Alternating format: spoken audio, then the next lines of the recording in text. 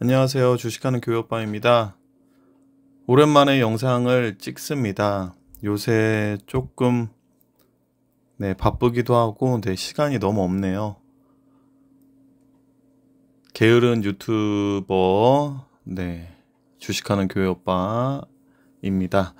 오늘은 금양에 대한 영상을 찍어 보려고 합니다. 이전에도 제가 금양에 대해서는 영상을 몇 번 찍었었죠. 기억하시는 분들이 있을지 모르겠지만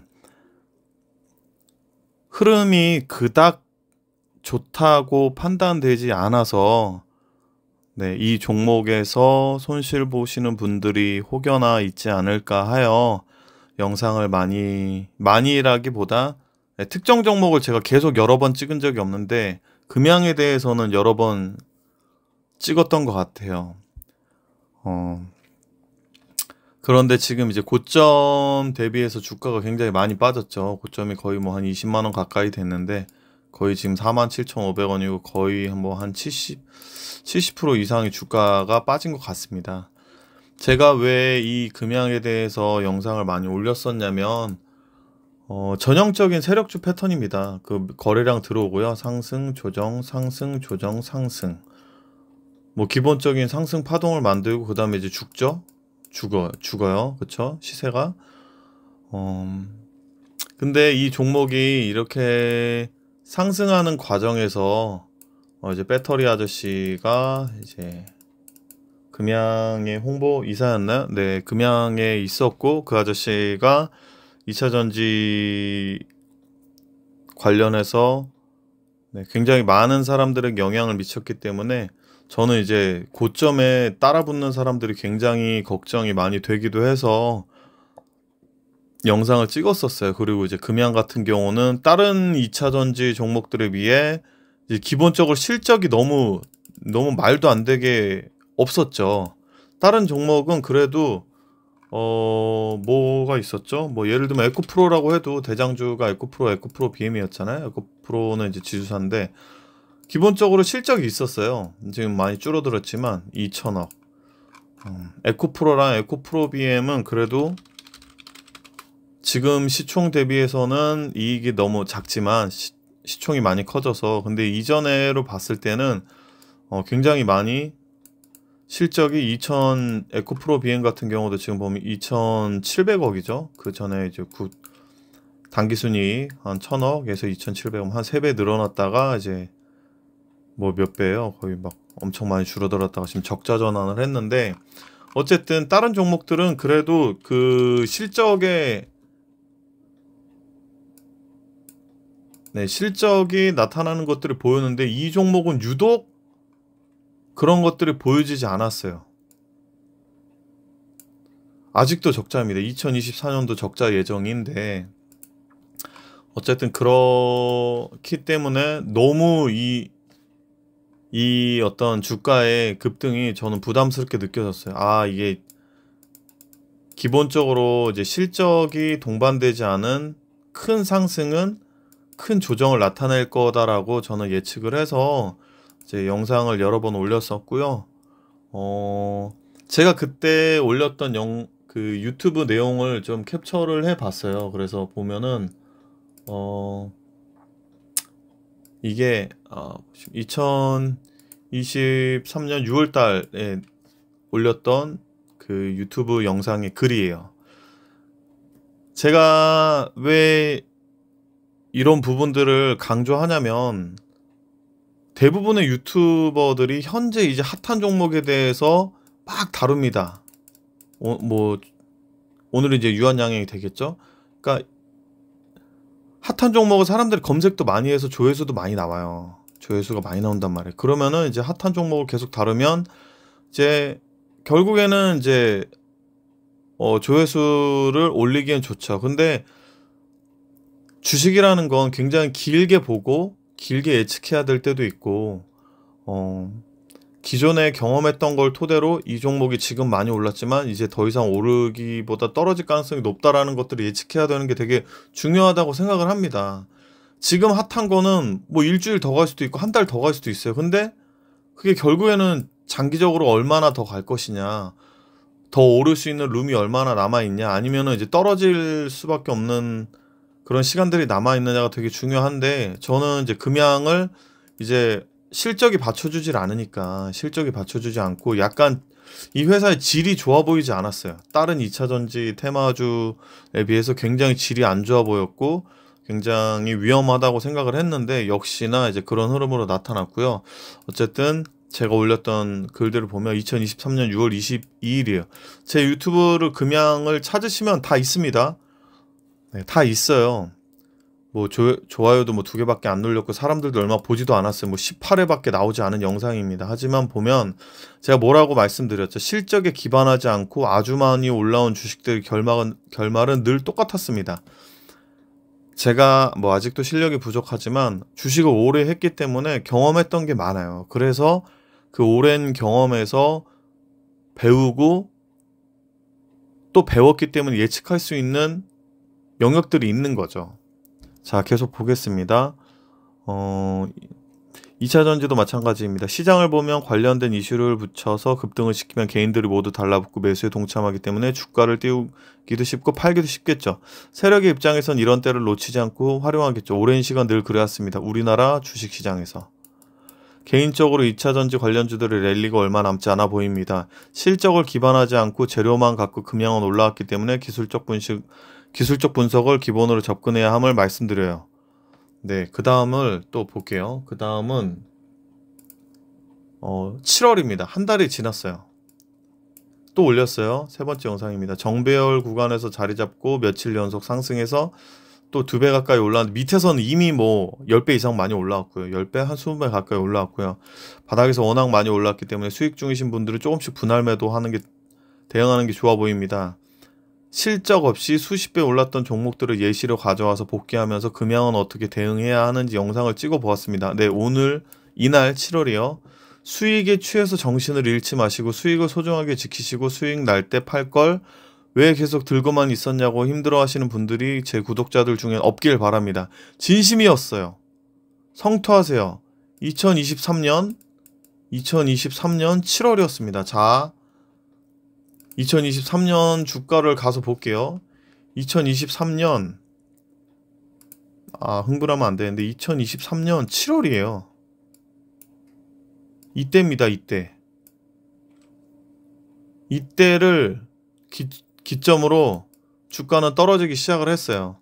그리고 이제 기술적 분석 상으로는 이제 상승 조정, 이제 마지막으로 딱 파이널리를 불꽃을 태웠죠.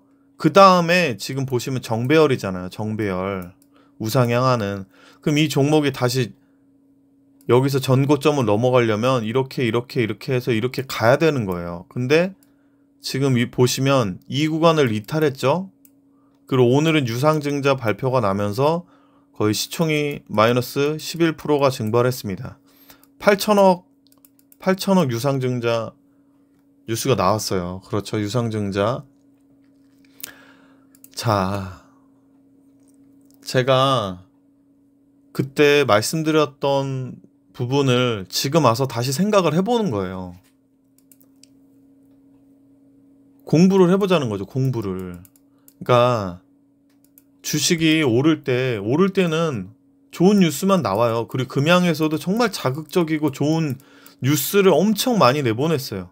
거의 뭐 2차전지 관련주 중에는 에코프로비엠을 제외하고는 거의 금양이 독보적으로 돋보였던 주식이었으니까. 뭐 몽골 광산을 인수한다, 뭐한다 했는데 아직까지도 눈에 보이는 게 없어요. 그리고 이제 와서 돈이 부족하니까 8천억 유상증자 때려가지고 오늘 마이너스 11% 빠졌단 말이에요. 그러니까 이게 제가 말씀드리고 싶은 거는 우리나라 주식시장은 K 주식시장은 계속 비슷한 것들이 반복이 됩니다.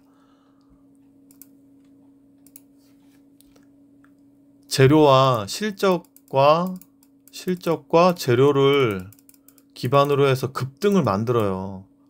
코로나 때는 이제 뭐 테마주들은 신풍제약, 신일제약, 뭐 시젠 이런 종목들, 그리고 또 카카오, 네이버 이런 종목이 올랐잖아요. 요건 테마성이었고 요 종목은 카카오랑 네이버는 실적도 많이 올라갔죠. 근데 이 종목들 지금 다 어떻게 돼 있죠? 차트를 한번 봐보세요. 다 지금 다시 주가 다 많이 빠져 있습니다. 그러니까 우리나라는 K 주식은 밑에서 진짜 한 10배, 20배, 30배 올라왔다 싶으면은 거기서부터는 리스크 관리를 하고 계속 분할해서 수익 어디가 고점인지 모르잖아요. 만약에 이게 1차 파동이고 2차 파동이고 3차 파동이면 이게 어디가 끝일지 모르잖아요. 그럼 어느 정도 밑에서 많이 올라왔다 싶으면 계속 이렇게 나눠서 팔다 보면 이렇게 떨어진단 말이에요. 그러면 이렇게 또 나눠서도 팔다 보면 내가 결국에는 이제 고점에 팔게 되는 거죠. 그래서 분할 매도를 하셔야 된다고 말씀드리고, 그다음에 우리나라 주식의 특징을 아셔야 된다는 부분을 꼭 말씀드리고 싶어요. 자꾸 올라갈 때는 온갖 희망적인 뉴스로 가득합니다. 2차 전지도 마찬가지였고요. 비대면 주식들 코로나 때 올라갈 때도 마찬가지였고, 삼성전자가 폭등할 때도 마찬가지였고, 항상 똑같아요. 근데 항상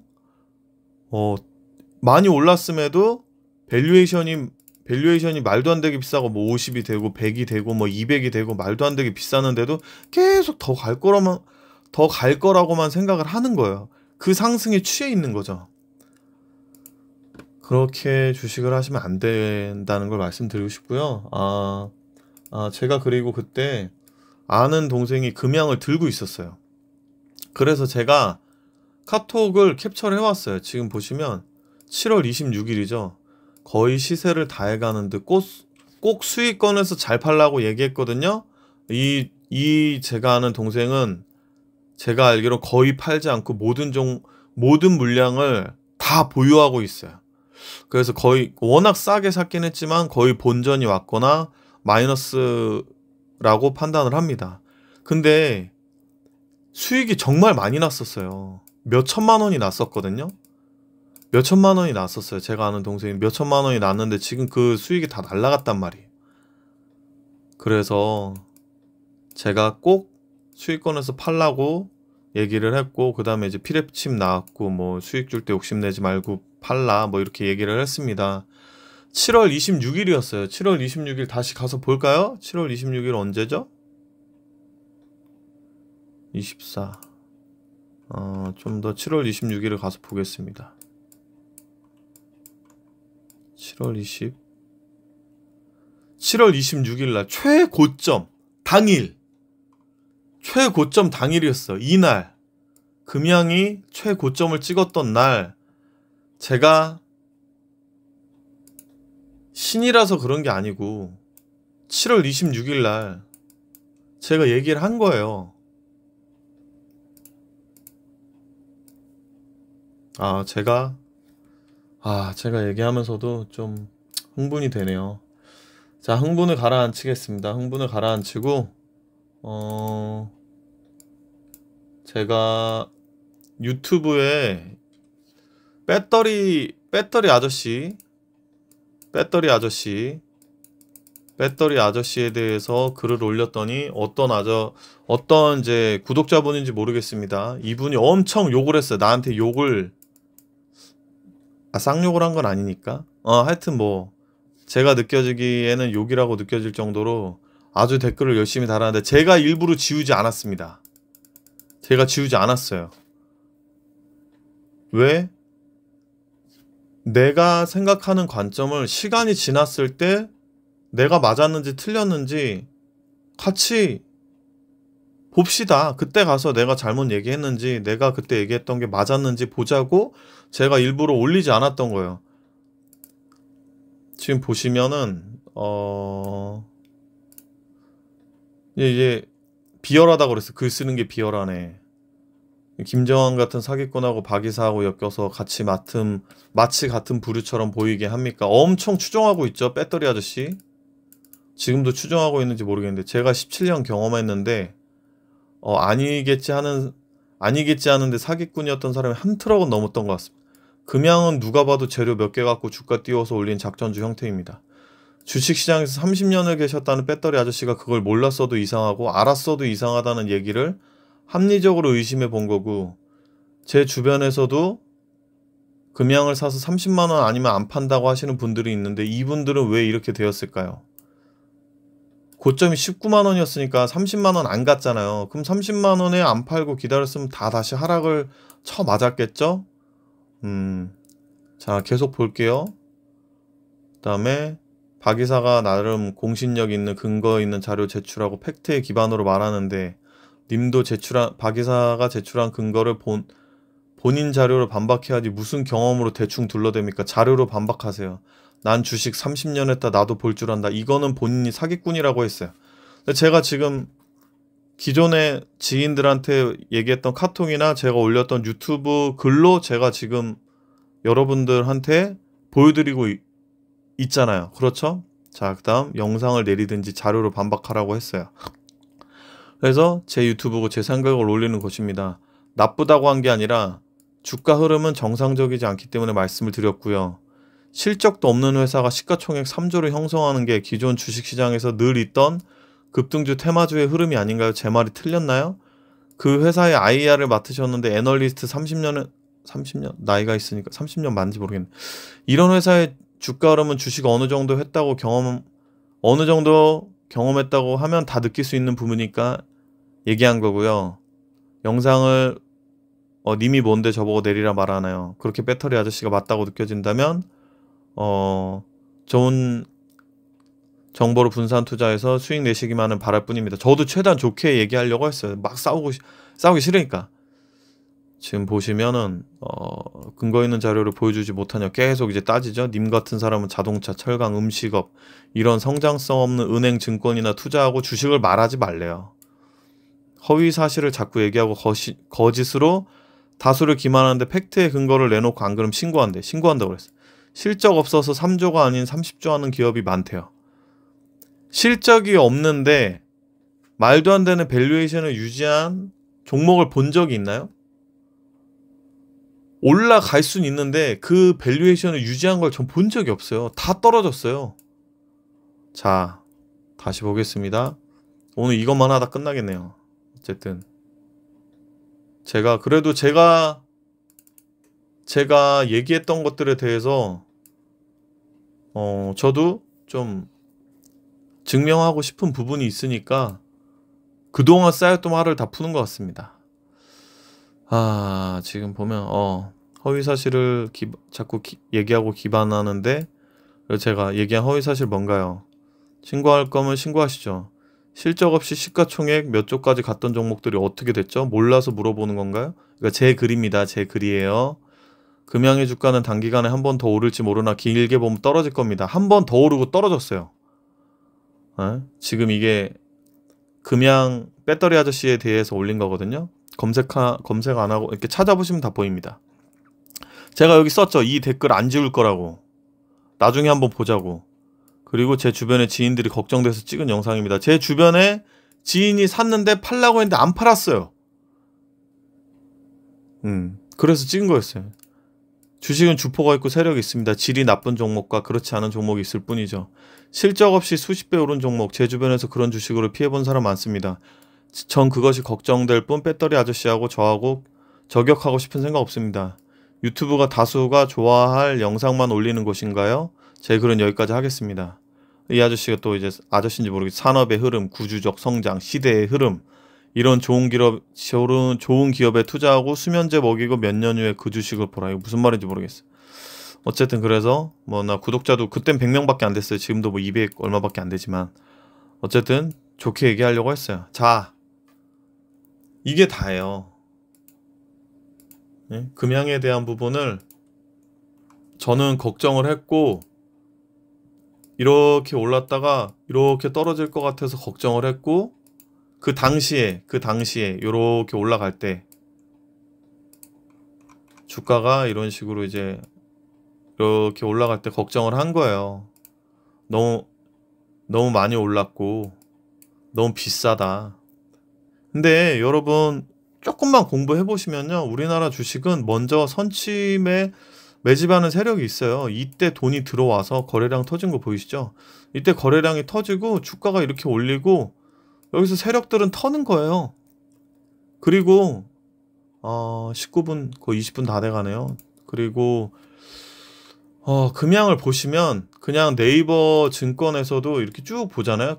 여기 보면 기업 탐사라고 해서 수상한 매출, 지배주주 확보, 뭐 이 들어가서 내용을 보시면은 정말